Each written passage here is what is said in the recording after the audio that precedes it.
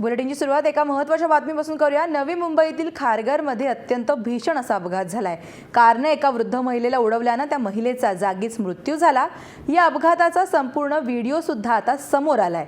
खारघरमधील शिल्प चौकातून महिला आपल्या घरी जात होती, त्याच वेळी भरधाव वेगाने आलेल्या कारने महिलेला जबर धडक दिली आणि यामध्ये त्या महिलेचा मृत्यू झालाय। सुरेखा शर्मा असं मृत महिलेचं नाव आहे। चालक हा 17 वर्षाचा तरुण असून त्याला सध्या अटक करण्यात आली आहे। दृश्य आपण बघतोय कशा पद्धतीने ही संपूर्ण घटना घडली आहे। खारघरमध्ये हा प्रकार घडलाय। एक महिला रस्त्याने चालत असताना तिला एका कारने भरधाव जाणाऱ्या कारने धडक दिली आहे।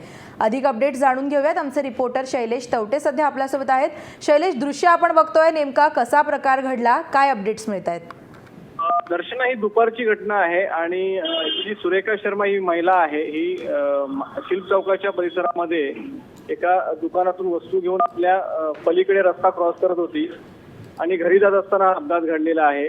अतिशय वेळ ती महिला जी आहे ती योग्य दिशेने म्हणजे ज्या डिवायडरच्या पलीकडे जात असताना समोर म्हणजे त्याच टर्निंगला जी गाडी होती ती गाडी अचानक गाडीने तिला भरधाव वेगामध्ये त्या गाडीने हिला उडवलेलं आहे। कारण जो व्यक्ती ही गाडी चालवत होता तो त्याच परिसरात होता, कारण त्याला त्याचा ताबा जो होता तो एक्सिलेटर पायावर लागला आणि ती गाडी भरधाव वेगामध्ये आली आणि तिला त्या गाडीला त्या महिलेला तिने टक्कर दिली। मात्र महिला त्याच वेळी जागीच ठार झालेली आहे, कारण हा जो चालक जो आहे हा 17 वर्षाचा तरुण आहे आणि त्याला तात्काळ पोलिसांनी अटक केलेली आहे।